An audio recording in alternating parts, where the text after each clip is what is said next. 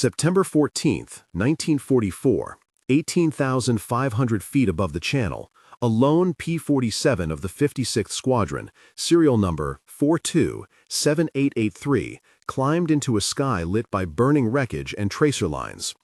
The formation below was a mixed group of 4 heavy transports and 3 medium bombers, their paint scarred with shrapnel and oil streaks. A single engine on the nearest transport coughed and then stopped. Black smoke trailed from its starboard nacelle. Lieutenant Thomas Arden felt the weight of his aircraft shift as he pushed the stick forward to keep from stalling. He was 26 years old, from Ohio, with 410 hours in the cockpit and a reputation for flying hard and talking little. Through the headset, the transport pilot's voice came ragged and wet with static. "This is River 6, Engine 2 gone.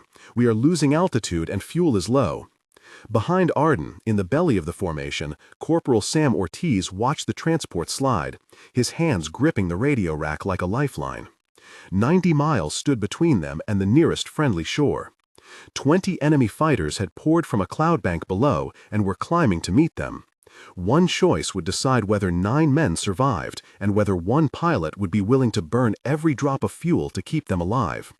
He called out on the radio, calm and direct. "River 6, you are visual. Hold formation. I have eyes on bandits. Stay with me." That promise would have consequences that echoed long after the engines fell silent. The raid had begun before dawn, with a briefing that promised a short run to a coastal target and an easy return. Intelligence recorded light flak and occasional patrols, but no major fighter intercept.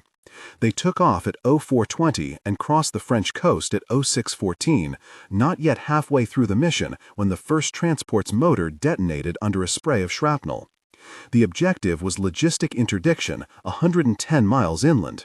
But when the lead navigator caught the first burst of flak, it changed everything. Flak was not just an abstract hazard on the strip chart. It was a physical shudder through the airframe, a smell of hot metal and burning paint. The squadron counted 11 aircraft in the strike package. 2 fighters had broken off due to damage. 3 were running low on ammunition. Names moved through Arden's headset like a litany of worry. Major Collins, who flew lead and had a scar along his jaw from a previous raid. Captain Louise Price, navigator and one of the few women assigned to the squadron. Sergeant Mike Donnelly, radio operator. Corporal Sam Ortiz. Lieutenant Ben Harper, wingman. Flight Sergeant Harold Briggs, who kept the formation's timing. Expectations and reality diverged in the span of 10 seconds when the first wave of 20 fighters burst through the cloud deck, their silhouettes suddenly visible against a pale sun. The escort screen tightened, but the enemy closed with speed and aggression. The transports were lumbering and slow. Their fuel gauges were honest numbers that made no promises. Arden heard the transport pilot curse and then say, "We have 3 minutes of diesel left at this power setting." Numbers narrowed and stakes climbed. Above and to the right, Arden saw the first pair of attackers slicing toward the wounded transport. He banked sharply, the P-47's propeller screaming as he pushed the nose down to gain speed. He had been briefed to protect formations and to draw fire away from the slow birds. That training now compressed into instinct. "Jersey 1, this is River 6. Break right and make smoke," he said into the mic. Ben Harper answered, "Copy, River 6. I am with you." The exchanges multiplied, rapid and practical, and then personal. "Tom, I see tracers past the tail," Harper reported. 2 o'clock low, diving hard." Arden answered with a short laugh that was not a laugh. "Then give them something to follow." The ally who changed the math of survival was not a bomber captain, but Lieutenant James Howell, a farm boy turned ace with 312 hours, who had flown P-47s through more battles than his age suggested. Howell, in his silver plane, known in the squadron as Jersey Thunder, had a reputation for aggressive interception. He closed on the attackers with a speed that felt like certainty.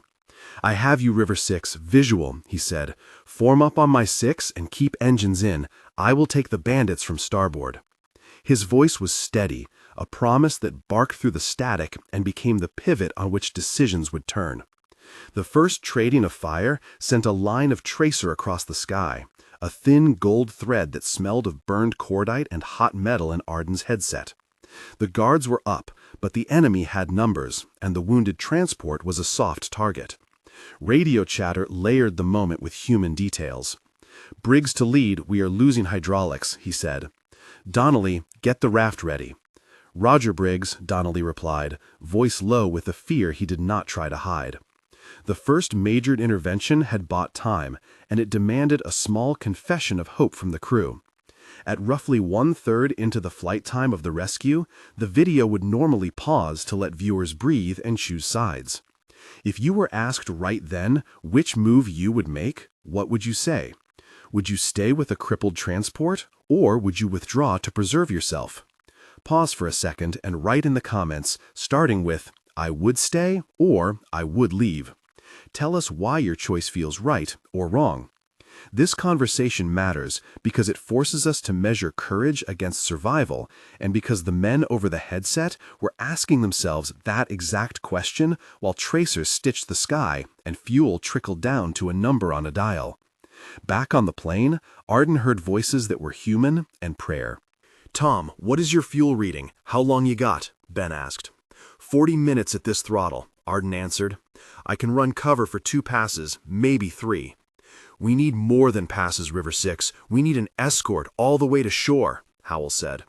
"I will not leave you." It was a promise and a problem. Fuel was finite, and enemy fighters were persistent. Numbers became a ledger against loyalty. The decision calculus tightened into a dilemma in the next phase. Arden checked his instruments again. Altitude, 14,300 feet, descending slowly. Fuel, 40 minutes at combat power. Distance to English coast, 90 miles. The engine purr of the P-47 was an honest companion, but the formation needed a shield that could not be created from goodwill alone. Howell radioed tactical moves, and Arden answered with a steady technical voice. "Howell, you are spiking the east. Intercept. Keep that vector and watch 3 o'clock low. There is a flight of 4 with rockets." Howell returned a string of tactical commands, and then a quieter line. "Tom, you know the drill. If I run escorts all the way back, you will have to ditch or land with no runway. Are you square to take that chance?" Arden felt the weight of the question in his throat. It was not just about saving men in one moment. It was about whether a single pilot would trade his safe return for the lives of others. The crew below argued with themselves as the transport's radio crackled. "We can maybe feather number 3 and glide," said Major Collins' voice modal with exhaustion. "If we ditch too far from the shore, we will not last the cold." Life raft procedures were discussed with grim focus. "Prepare for ditching," Donnelly ordered. "Life raft, on deck, positions 3 and 4. The language of survival was concise and technical, yet completely human. The squadron counted minutes and breaths. The sky erupted again in a second wave that compressed the tactical fight into a brutal ballet. The enemy fighters coordinated a pincer. They came in low and high in overlapping arcs, firing tracers that left ribbons in the air. Arden dove to meet one attacker and felt the P-47 respond with raw acceleration. The dogfight was noisy, not just with engines, but with the metallic taste of adrenaline. "Jersey Thunder, this is River 6, shots across our tail," came over the line. Howell answered with clipped efficiency. "I see him, Tom. I have him on my left. You get the high one." Their radios were a metronome for the combat, and each phrase had the weight of instruction and intimacy. The exchanges now lengthened into a full 6-part cadence. "How many on you?" Arden asked. 3 to starboard, closing fast," Howell replied. "I have 2 on my tail," Ben Harper said. "Break left, now," Arden ordered. "I am on it," came Harper. "Watch your rear, Ben. I will cover you until you can." "Peel," Harper answered. These 6 interactions were small scenes that showed trust and urgency. The sensory detail layered in, the smell of hot oil, the thump of rounds striking thin sheet metal, the cold kiss of high altitude on exposed skin, the vibration through the stick when a shell passed a wing.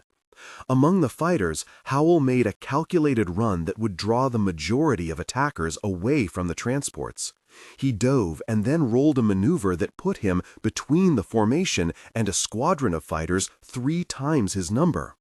Each pass cost him fuel and a measure of safety. The fight intensified as a group of 4 enemy aircraft attempted to get on Howell's tail. He spun the P-47 in a tight weave and used the plane's ruggedness to his advantage, taking hits that bent ailerons and sprayed oil but kept flying. The moment stretched slower than the world should permit, and each action became a small sacrament of commitment. Damage became irreversible in the next block of time. One by one, the engines in the transports gave their last breaths. Hydraulics leaked from cuts in lines, and the smell of heated fluid filled the cabins. One transport's propeller sheared loose and spun like a splintered prop, throwing shards that nicked a wing. The radio operator's hand trembled when he read the checklist aloud. Secure fuel crossfeed, cut off, secure non-essential electrics. The checklist was procedural and ritualistic, a last attempted control in a world that had stopped obeying orders. Arden scanned his gauges and saw temperatures rising in his own engine. He was not immune to collateral damage. "Tom, your oil pressure is climbing," Ben said. Arden tightened his jaw. "I see it. I will start leaning the mixture," he answered. They prepared for ditching, yet Arden refused to accept abandoning the men below. He radioed the transports with a calm he did not feel. "Hold tight. I will shepherd you down to a harbor on the coast. I cannot promise landing, but I will give you a heading and keep fighters off your tail." The transports replied in quick breaths of thanks and tactical confirmations. "Roger, River 6, heading 270. Hold on," Collins said. In the cockpit, Arden felt his hands grow heavier as the air thinned, and the knowledge of what might happen settled in the bones. Then came the ditching sequence, the physical act that would be the center of the emotional storm. The decision to land on water is a procedure told in short, crisp lines, but lived as a slow-motion series of sensory hits. Ardent guided the formation lower. The sea rose to meet them with a flat, indifferent surface. The texture of the air changed, and salt coated the windscreen. He called out each step in the same voice used to issue commands. "Reduce speed, 90 knots, flaps, 3, spread out to 2 miles, prepare for impact." He heard the transport pilot confirm, and then the first transplant of fear. "We are taking on water." The moment of contact was sudden and absolute. The bomber hit the waves, and the impact bucked the fuselage like a struck animal. Water slammed into the canopy, and the sound was a jagged collision between glass and ocean. Arden saw the transport cartwheel slowly and then teeter before settling with a long shudder. In those 2 minutes of chaos, there were micro-choices. Howell, who had kept returning to draw fighters away, now made a final pass to shepherd the crippled group toward a seam in the enemy patrol pattern. His P-47 took a lateral burst, a spray of tracer that passed through his oil cooler and sent his engine into a coughing fit. He radioed once more. "River 6, I am hit. I am slowing down." Arden felt a twist in his gut and then charged to fill the gap. The impact with the water had left men stunned and half submerged. The smell of salt and fuel mixed with the metallic tang of blood. The life raft popped free and inflated a small yellow promise against the gray sea. Men clung to ropes and to each other. Someone counted heads. 1, 2, 3, 4, 5, 6, 7, 8, 9, 10, 11. And then silence as they realized one was missing. The rescue launch took time to find them. 18 minutes in frigid water feels longer than any clock will claim. The survivors held on to the raft and to memories. The rescue launch captain named Hargrove later described the scene as a wreck of human shapes, shivering with salt-encrusted beards and a silence that had weight. Arden and Howell were side by side, though in reality Howell had never made it to the raft. The pilot who had promised to stay had been seen making a final run to draw fire, his P-47 trailing a thin black line of smoke as it dropped out of formation and into the folds of the ocean. Those who had climbed into the raft spoke of his last words over the radio. "Get them home. I will buy you time." There were 10 minutes of rescue that felt like an age. Medical procedures were basic. At first, warmth, blankets, morphine for the worst, and then the counting of injuries. The tally of what could be fixed and what could not. They had 9 survivors on the launch, and 1 body later recovered. They named him Howell. That name folded into the way they would tell the story for years. The rescue launch had to thread a route back to shore under the threat of returning fighters and the constant arithmetic of fuel and distance. The sea smelled of diesel, and the sound of the launch's engine was a thin ribbon that promised return. The immediate consequences were painfully practical and endlessly human. 9 men survived to tell the story, and 1 had paid the ultimate price. Medical attention at the harbor was quick for some and devastatingly slow for others. The wounded who could walk were assisted into blankets and offered tea that tasted like salvation. Families later wrote letters that transformed private sorrow into public record. Lieutenant Arden was debriefed, and his oil-stained jacket was noted in the official logs. Corporal Ortiz wrote a letter to Howell's mother that burned with gratitude and grief. Names circulated in telegrams: Major Collins, Captain Louise Price, Sergeant Mike Donnelly, Corporal Sam Ortiz, Lieutenant Ben Harper, Flight Sergeant Harold Briggs, Captain Hargrove, Lieutenant James Howell. News pages recorded concise numbers: 20 fighters engaged, 9 saved, 1 confirmed lost, 90 miles to the coast. The medals and the forms would follow, but they were inadequate to the memory. Arden visited the families of the saved men and wrote his impressions in long, careful lines. He recalled the exact taste of salt on his lips when they pulled the raft closer. He recalled how a man named Briggs had sang quietly to steady another named Price. The personal details persisted like keepsakes: a Johnny Walker flask shared to ease the shock, a scrap of map used as a bandage. 1 month later, the men had returned to varying degrees of normalcy. The squadron assembled at a mess hall, and the air smelled of stew and cigarette smoke. Some tried to laugh, others sat quietly as the weight of what had happened settled. Arden received a letter from the Admiral praising initiative and calm under pressure, but he kept that letter folded in his pocket and instead visited a small chapel at the airfield where he sat for 20 minutes in silence. The families adjusted to new rhythms. Mail brought messages of gratitude and sometimes anger at a world that sent sons into danger.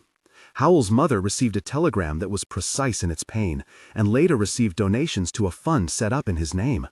The squadron posted photographs and later that month held a private ceremony for Howell. The ceremony was short and human: a handful of men present and a boxed medal placed in the hands of his mother. There were tears and there were toasts to courage and to a man who had made a choice. The local paper wrote an editorial that called Howell a hero, but the crew of the transport kept the story in speech and in the way they touched each other that suggested a bond beyond words. 3 months on, the bureaucratic machine ground out recognition. Arden was recommended for a commendation and a mention in dispatches. The official record described technical facts: altitude, miles, fuel, time, combat engagements, and the final tally of the raid.